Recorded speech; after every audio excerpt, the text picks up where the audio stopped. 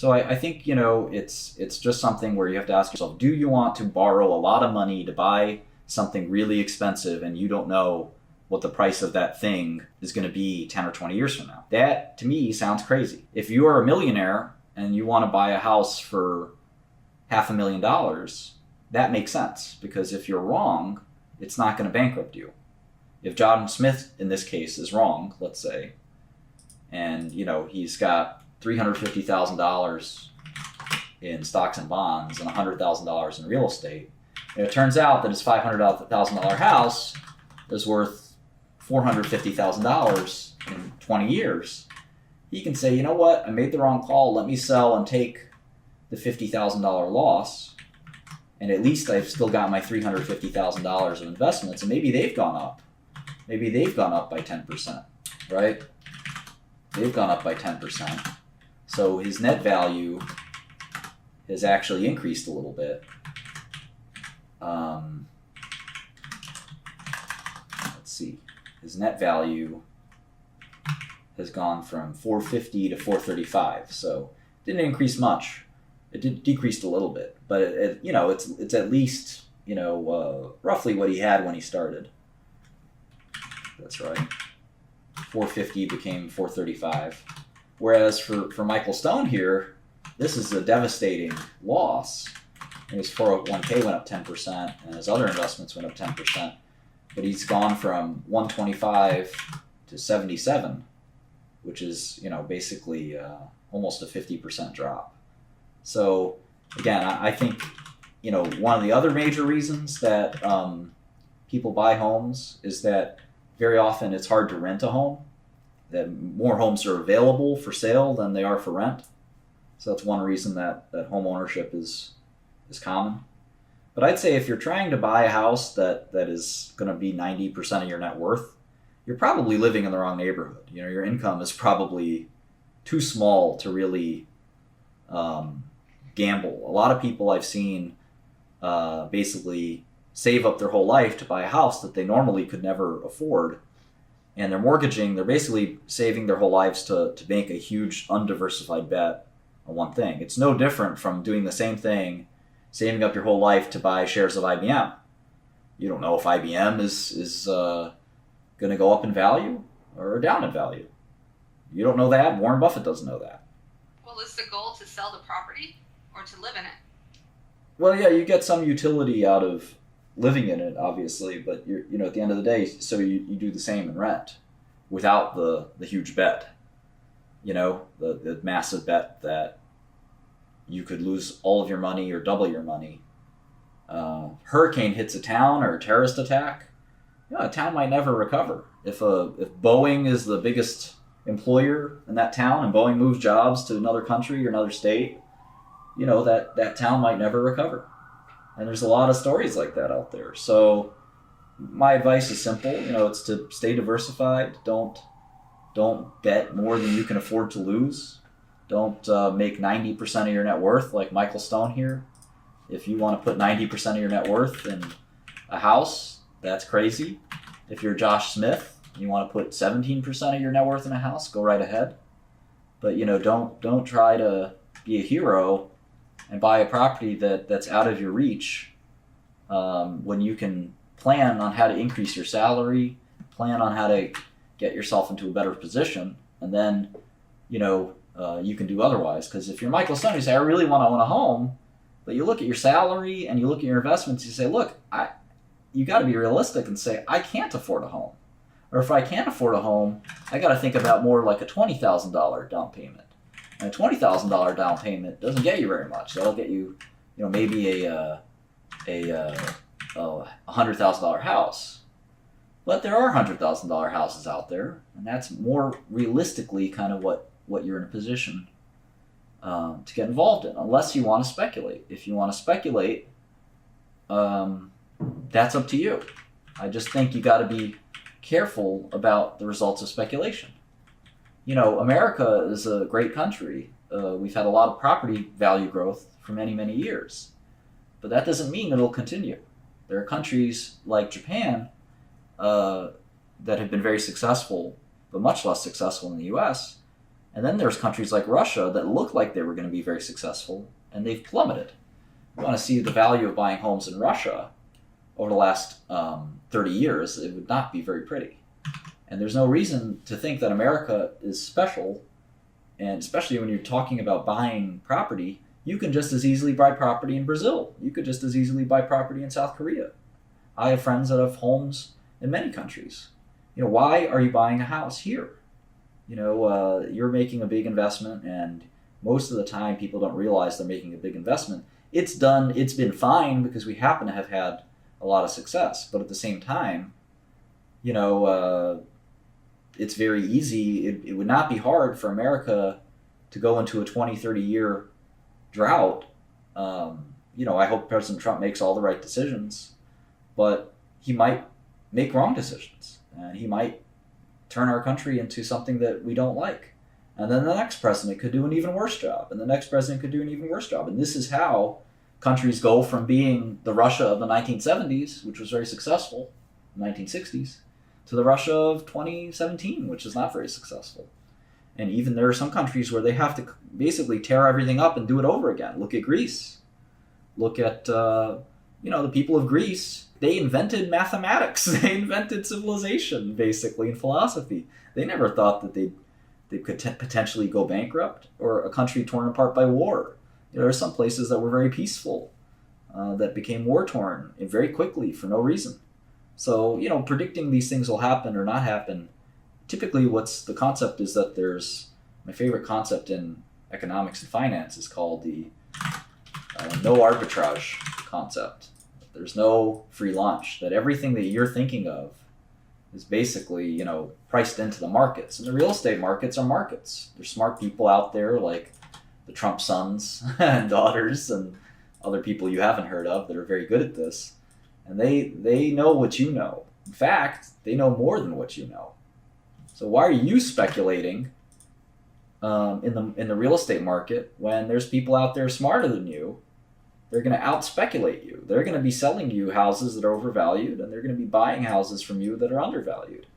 So to me, I've never bought real estate, mostly not because of these concepts. It's mostly been for other reasons. I will eventually buy some real estate, because if you look at my values and say something like 150 million and I maybe make 15 million a year, 401k doesn't matter to me. It's not a big it's not a big deal for me to buy a property for $1 million down payment, a $5 million property, or even a $10 million down payment for a $50 million home. Could you imagine such a home? And it would still only be 6% of my net worth. So even if that went to the toilet, that $50 million property, let's say, was only worth $25 million at the end, I would lose $25 million. So my net worth could take a nice hit here from 175 million to 150 million, but I'd survive. It wouldn't be, I wouldn't be happy, but I wouldn't be crying. Even if I lost the whole property, it would be, very, very, very bad situation, but it still wouldn't be the end of the world, especially if these investments, say the investments did well. So anyway, I think you got to just be realistic about what you can and can't afford. Now, here's the same example, though. If I tried to buy a building for $100 million, right, and I could probably do that. I could probably go to a bank and try to buy a $500 million skyscraper. That's the same. That would be a foolish thing, because if I lost that money, right, if I lost if the skyscraper went from being worth 500 million to 400 million, which is totally possible, right? You don't know. Then you could lose $100 million, right? I mean, that would be a disaster. Basically, I would go from being worth $165 million to negative. It'd be a huge disaster. Exactly. That's exactly what happened to Mr. Trump several times. And that's why speculation can be a great thing if you get it right, and a terrible thing if you get it wrong. So whether you're Martin Shkreli or Michael Stone, this fictional Michael Stone here, you can still, no matter how much money you have, you can still make a foolish decision borrowing money. And again, the no arbitrage concept is important. It's a concept. It's not necessarily true, but it's one worth thinking about. That, what do you know about this building and this neighborhood that isn't known to all the other market participants that are thinking about buying it or putting a bid on it? They all know what they're doing too. And maybe you know less than they do. Ask yourself fairly, do you really know more about real estate investing than everybody else? Do you really know more about this neighborhood and the history of New York and what's going to happen to it, or any place that you might be thinking about buying in? Do you really know about the laws that could be enacted with respect to taxes and zoning and the schools and all the other things that may take place, not only in the city, the state, or the country? No, you probably don't. So unless you're willing to make a very small investment, 5, 10, 20% of your portfolio, then I would do that. If you want to, risk all your money and maybe put 80% of your financial future into something you don't understand, well, just be careful what you wish for. You might do just fine, but you also might go bankrupt. And to me, it's not a risk that's worth taking. I'd much rather have peace of mind and say, you know what? I'm not, borrowing this mortgage that could potentially be out of my ability to pay for it. So anyway, that's my 2 cents on real estate investing. Again, it's just like stock investing. If you're really good at it and you study it really carefully, you might be able to make a great investment. But there are professionals who do it for a living, and some of them struggle to succeed as well. So to me, I believe in the no arbitrage concept that, don't leverage up. Don't, step one, don't leverage, which means borrow money. That includes mortgages. They are debt. You are borrowing money. That's not, the mortgage companies don't want you to know that. The banks don't want you to think that, but you are borrowing money. So don't leverage and borrow money. Don't leverage too much. Let's say 20%, more than 20% of your worth. Number 2, don't speculate on something you don't know about. Those are 2 good principles. Don't borrow more than you can afford, and don't speculate on things you don't know about. It's pretty simple rules that'll keep you out of trouble, and for most people, that includes buying homes. Now, in my case, again, I don't know anything about real estate, but I don't have to leverage too much. I can just buy 2%, put some play money in a house. But 2% for me is millions of dollars. 2% for most of everyone else. You have 2% is millions of dollars. Yeah, if you have a net worth of $1 million, 2% is only $20,000, and that's not going to buy you a very nice house. Not even going to be a down payment for a nice house. That's being a millionaire, right?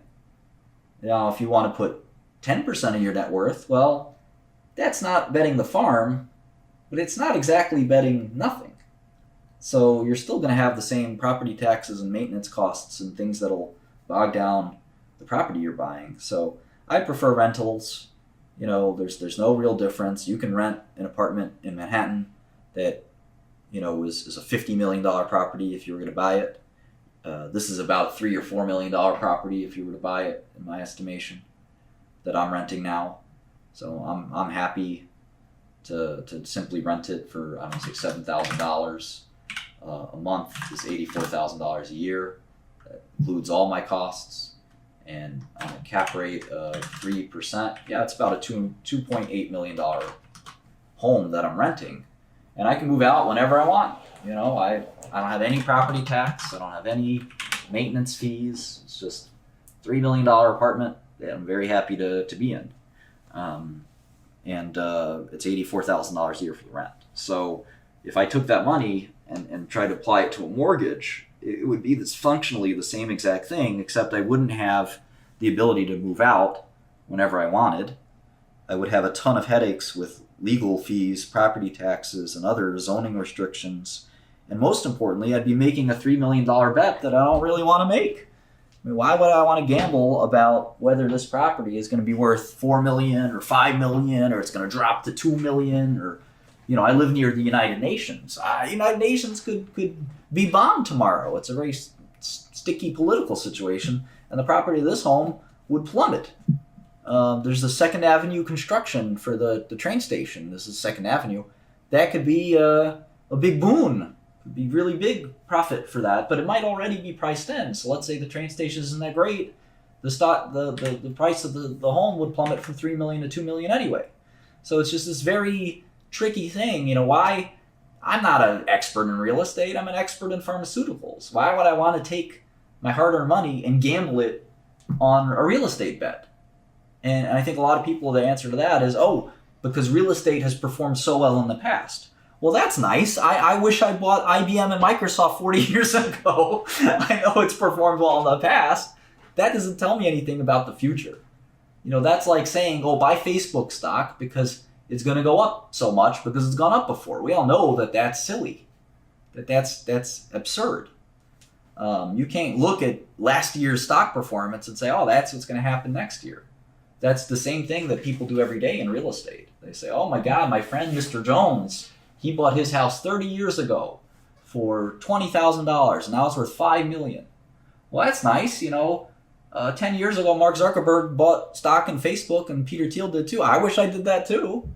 But I'm not going to sit here and buy Facebook stock now or put all my money in something that I think could be the next Facebook. I'm going to be careful. And so anyway, that's my advice on real estate. Be very careful. Don't bet your life away on something that you may not understand. Be careful. If you can afford to speculate a little bit and you've worked hard on understanding real estate, then go ahead. But just be careful is my 2 cents. Thanks. If there's a business that is a chain and they sell their property and they get a rent from it, it's probably not something that's saying, we're short in cash. It could be a smart investment. Yeah, exactly. You want to buy when everybody else is scared often, but sometimes they're scared for good reason. The guy that sold. Shifting. Yeah. Real estate people used to game the market by having minorities come, and that would trigger white flight, which would That's funny. bring the price down, and then they would buy those state properties, and then they would sell them for Hey, Maurice. like 300%